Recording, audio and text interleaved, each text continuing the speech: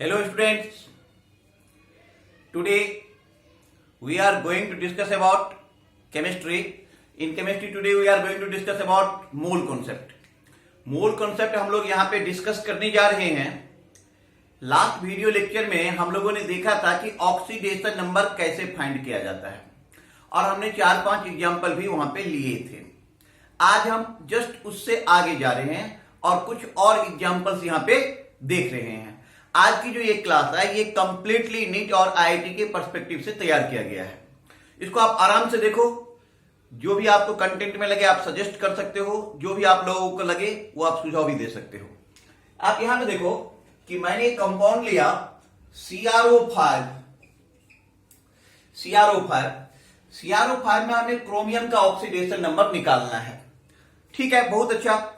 अब इसको हम कैसे निकालेंगे? तो सबसे पहले हम CrO5 का स्ट्रक्चर बता रहे हैं आप लोगों को। ये है हमारा CrO5, ये देखो आप CrO5। यहां पे ऑक्सीजन का ऑक्सीडेशन नंबर -2 है।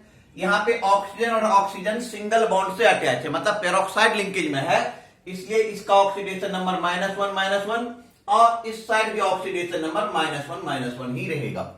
अच्छा, इस -2 के कारण क्रोमियम पर जो ऑक्सीडेशन नंबर आ जाएगा वो +2, इस -2 के कारण जो क्रोमियम पर ऑक्सीडेशन आ जाएगा वो भी +2 और इस -2 के कारण भी +2। तो क्रोमियम का ओवरऑल ऑक्सीडेशन नंबर हो गया +6। कितना हो गया? +6। अच्छा, ये जो CrO5 का ये जो स्ट्रक्चर है ये बटरफ्लाई स्ट्रक्चर है। ये है हमारा बटरफ्लाई स्ट्रक्चर। तो इससे 2 क्वेश्चन पूछे जा सकते थे कि CrO5 का स्ट्रक्चर क्या है, 1 पॉइंट, और सेकेंड पॉइंट कि CrO5 में क्रोमियम का ऑक्सीडेशन नंबर क्या है।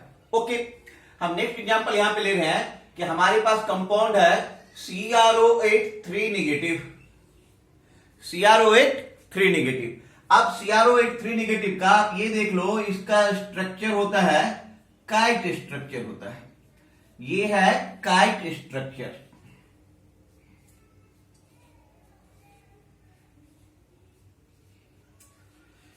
इसमें हम क्या देख रहे हैं CrO8 3- में कि जितने सारे ऑक्सीजन एटम हैं वो आपस में पेरोक्साइड लिंकेज में है। इसका मतलब हर एक ऑक्सीजन का ऑक्सीडेशन नंबर कितना आ रहा है? -1 आ रहा है। तो क्रोमियम का ऑक्सीडेशन नंबर मान लो X। ओके, और ऑक्सीजन है कितना यहां पे? 8। तो 8 ऑक्सीजन ले लो और हर एक ऑक्सीजन का oxidation number -1 equal to total charge present -3। तो X इक्वल टू हो गया आपका +5। तो CrO8 3 में क्रोमियम का ऑक्सीडेशन नंबर आ गया +5। ये है kite structure.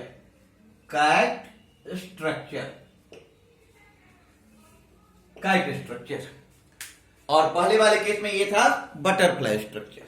Okay, next example हम ले रहे हैं आप लोगों के लिए।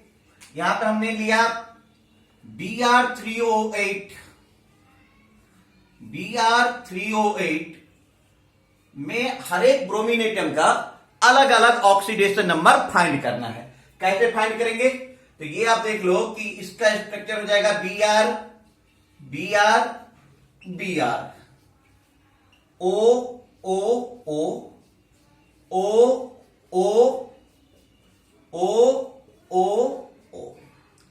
अब इस ऑक्सीजन का ऑक्सीडेशन नंबर -2, इसका भी -2, इसका भी -2। This is also -2।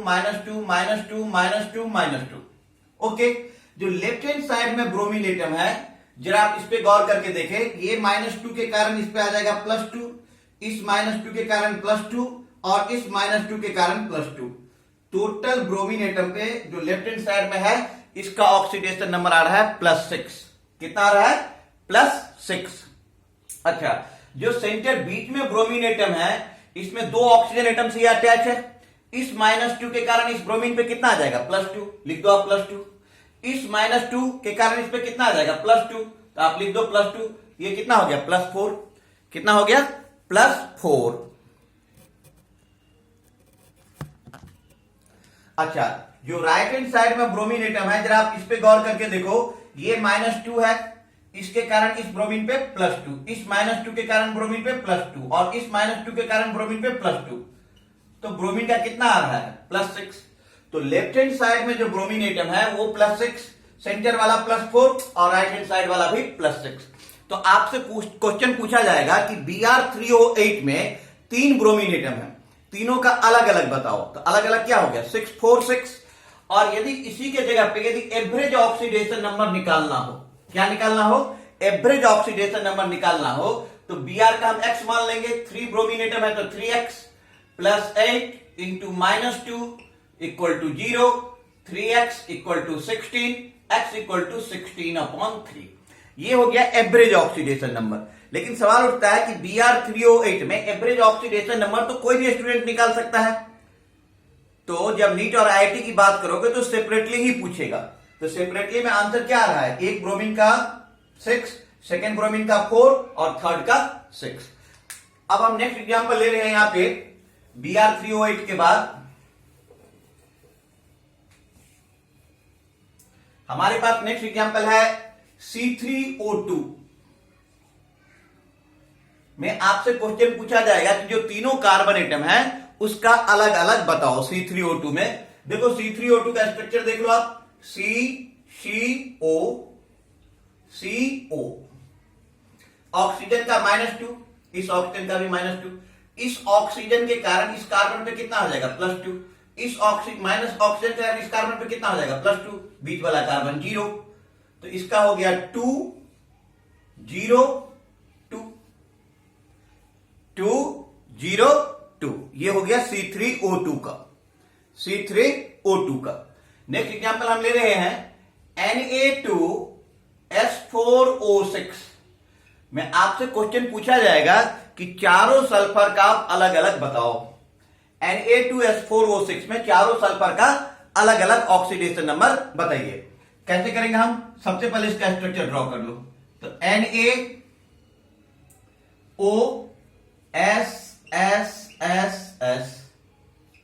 NaOSSSONA, okay. अब 6 ऑक्सीजन, 4 ऑक्सीजन एटम और है, ये हो गया 1 2 3 4।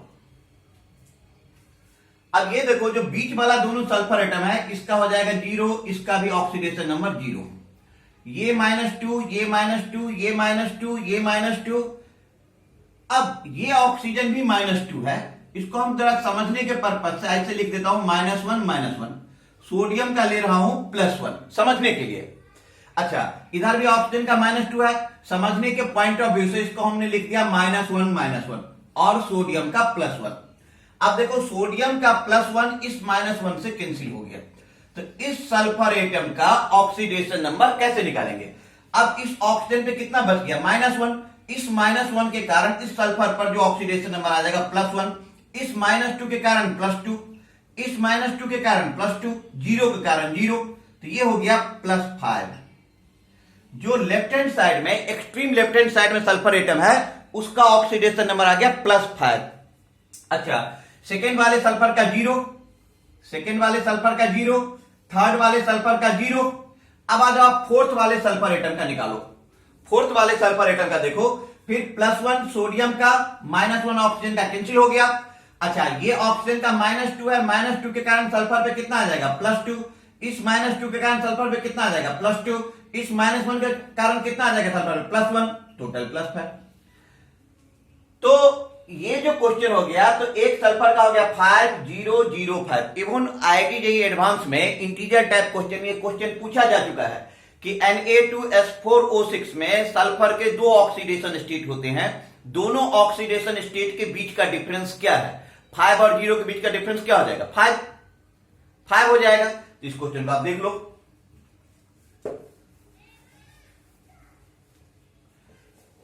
नेक्स्ट एग्जांपल है हमारे पास, नेक्स्ट एग्जांपल है हमारे पास, ये है हमारा CaOCl2। CaOCl2 में 2 क्लोरीन एटम है और दोनों क्लोरीन एटम का अलग अलग ऑक्सीडेशन नंबर होता है, दोनों का अलग अलग ऑक्सीडेशन नंबर फाइंड करना है। इवन ये क्वेश्चन भी आईआईटी आस्क्ड क्वेश्चन है। तो आप यहां पे देखो, इसका स्ट्रक्चर हो जाएगा CaOCl Cl। Okay, calcium second group का है +2, ऑक्सीजन -2, +2 -2 0।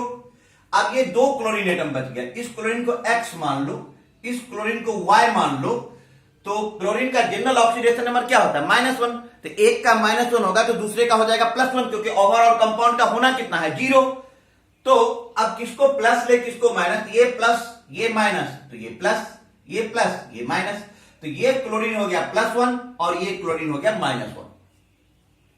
-1। नोट कर लो CaOCl2 का। फिर आप ले लीजिए HCN की हम बात कर रहे हैं, HC ट्रिपल बॉन्ड N। अब इसमें हमें ऑक्सीडेशन नंबर मान लो निकालना है, तो इसमें हम देखो कि हाइड्रोजन और कार्बन के बीच में सिंगल कोवेलेंट बॉन्ड है, सिंगल कोवेलेंट बॉन्ड है, एंड वी नो दैट कि carbon is more electronegative than hydrogen, तो इसलिए कार्बन पे -1, हाइड्रोजन पे +1 आ जाएगा। नाइट्रोजन और कार्बन के बीच में 3 कोवेलेंट बॉन्ड्स हैं, नाइट्रोजन और कार्बन के बीच में ये 3 कोवेलेंट बॉन्ड्स हैं, तो इसको आप ऐसे भी देख सकते हो कि ये जो तीनों कोवेलेंट बॉन्ड्स हैं, nitrogen is more electronegative than carbon, तो नाइट्रोजन पे हो जाएगा -3, कार्बन पे हो जाएगा +3। अब इसको आप ऐड कर दो, तो हाइड्रोजन का हो गया +1, कार्बन का हो गया +2, नाइट्रोजन का हो गया -3, टोटल सम कितना हो गया 0। टोटल सम कितना हो गया 0। अच्छा, अब आप ले लो नेक्स्ट एग्जांपल HNC।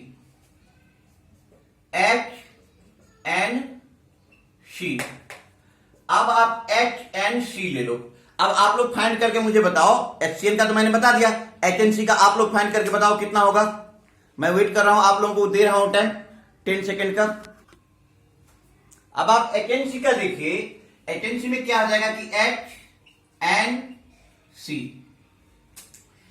हाइड्रोजन ये हो जाएगा +1, सिंगल बॉन्ड है -1। नाइट्रोजन और कार्बन के बीच में 2 कोवेलेंट बॉन्ड है, नाइट्रोजन ज्यादा इलेक्ट्रोनेगेटिव है तो -2, कार्बन पे +2, ओवरऑल इसका हो जाएगा +1 -3 +2, +1 -3 एंड +2।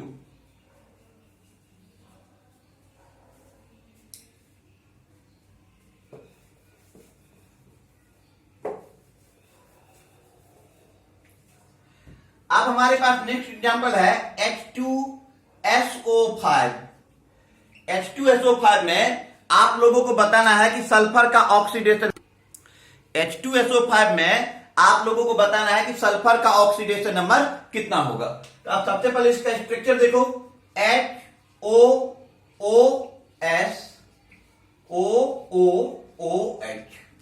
ओके, हाइड्रोजन हो गया आपका +1, ऑक्सीजन हो गया पेरोक्साइड वाले में -1 -1, ये हो गया -2 -2 -2 +1, तो ये +1 -1 कैंसिल। अच्छा, इस -2 को भी आप ऐसे लिख लो कि -1 -1 +1 -1 कैंसिल। अब आप सल्फर एटम में काउंट कर दो, -2 के कारण +2, इस -2 के कारण +2, इस -1 के कारण +1, इस -1 के कारण +1, टोटल +6। कितना आ गया +6। नेक्स्ट एग्जांपल हम ले रहे हैं H2S2O8। H2S2O8, जरा आप इसको स्ट्रक्चर से सॉल्व करो, HOS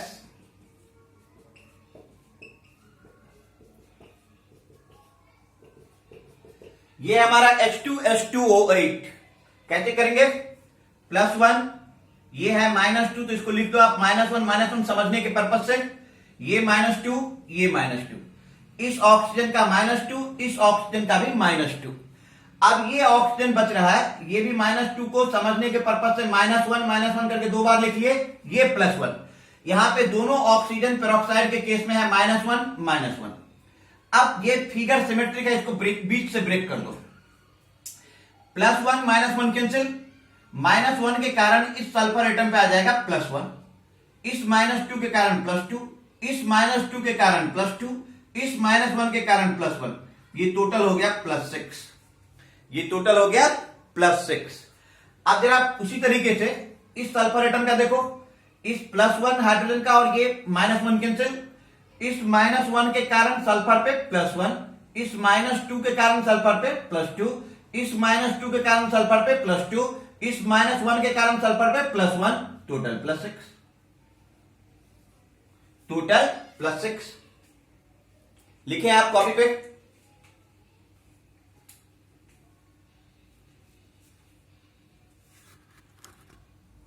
नेक्स्ट एग्जांपल है हमारे पास, ये है NH4NO3 में दोनों नाइट्रोजन का एटम का आपको निकालना है। देखो इस NH4NO3 को आप यदि ब्रेक कर दोगे तो ये हो जाएगा NH4 positive plus NO3 negative. अच्छा, NH4 positive plus NO3 negative. NH4 positive में आप इस नाइट्रोजन एटम का निकाल लीजिए। नाइट्रोजन एटम का मान लो X प्लस 4 है हाइड्रोजन का, हाइड्रोजन को मान लो 1, ऑक्सीडेशन नंबर हाइड्रोजन का होता ही है 1 इक्वल टू प्लस 1, तो X इक्वल टू -3 इस साइड। इधर आपके पास है NO3 नेगेटिव। अब आपको इस नाइट्रोजन एटम का निकालना है। इस नाइट्रोजन एटम का निकालना है जिसको मान लो आप X plus 3 into -2 equal to -1, X -6 equal to -1, X equal to +5। तो एक नाइट्रोजन एटम का निकल गया -3, दूसरे नाइट्रोजन एटम का निकल गया +5। अब आप ये कंपाउंड ले लो FeCO5 में आपको निकालना है Fe का।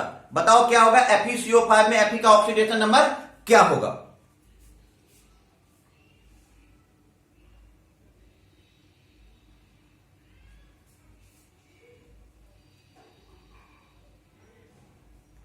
देखो यहां पे आप Fe का ऑक्सीडेशन नंबर मान लो X, CO का होता है, CO5 है, 5 CO का 0 होता है, ये न्यूट्रल है तो 0, X equal to 0, X equal to 0। Next example आप लीजिए Fe.94O, Fe.94O। जो नेक्स्ट एग्जांपल है हमारे पास, इसको आप ऐसे ले लो, ये हमारे पास बेटा Fe.94O में आपको बताना है Fe का ऑक्सीडेशन नंबर। Fe.94O में आपको बताना है Fe का ऑक्सीडेशन नंबर। कैसे निकालेंगे? तो देखो ये Fe.94 है तो 0.94 इंटू एक्स प्लस ऑक्सीजन 1 है वो भी -2 में इक्वल टू 0, तो 0.94x equal to 2, x equal to 2/0.94। Decimal को हटा दो, यहां पे ऊपर में 2 0 आ जाएगा, ये हो जाएगा 200/94। कितना आ गया? 200/94। कॉपी पे नोट करिए।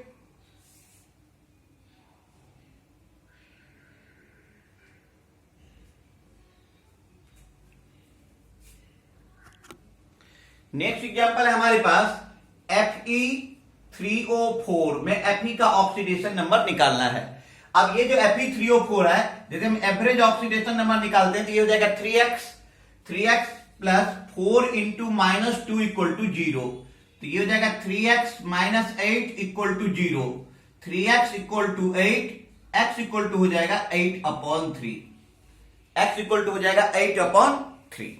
अच्छा, नेक्स्ट एग्जांपल हमारे पास है Ki3 में आपको निकालना है आयोडीन का ऑक्सीडेशन नंबर। अच्छा, उससे पहले मैं Fe3O4 के बारे में कुछ और बात बता देता हूं कि Fe3O4 दरअसल 2 ऑक्साइड का मिक्सचर है, FeO.Fe2O3, FeO.Fe2O3। तो FeO के केस में ये -2 है, ये +2, और Fe2O के 3 के केस में ये -6 तो ये +3। मतलब आप यदि इसको अलग अलग निकालना चाहो तो FeO, तो ये हो जाएगा x -2 equal to 0, x equal to +2। जो FeO वाला पार्ट है उसमें Fe का ऑक्सीडेशन आ रहा है +2। जो Fe2O3 की हम बात कर रहे हैं तो Fe2O3 तो यहां पे हो जाएगा 2x plus 3 into -2 equal to 0, तो 2x equal to 6, x equal to 3, x equal to 3। अब हम बात करते हैं Ki3 का। पोटेशियम फर्स्ट ग्रुप एलिमेंट में है। पोटेशियम का ऑक्सीडेशन नंबर कितना होता है? +1। तो यदि इसको हम +1 मान ले, 1 प्लस 3x इक्वल टू 0, तो 3x equal to -1, x equal to -1/3। But यदि आप KI3 की बात करो तो KI3 दो कंपाउंड मिलकर के बना हुआ है, KI.I2।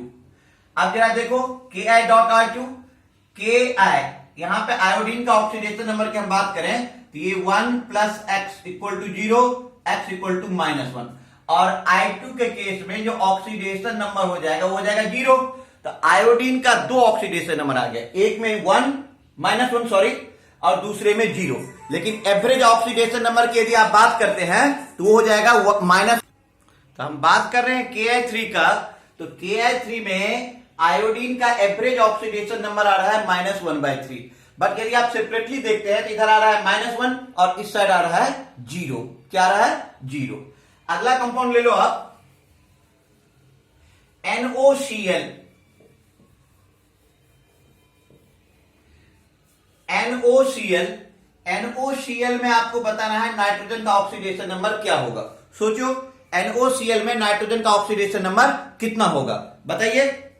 देखो सबसे पहले इसके स्ट्रक्चर की आप बात करोगे तो ये ClN डबल बॉन्ड O।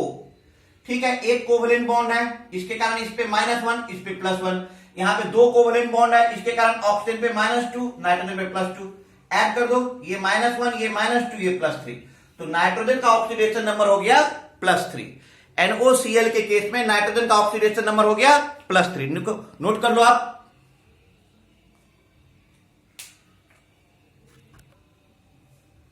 तो NOCl में नाइट्रोजन का ऑक्सीडेशन नंबर आ गया +3।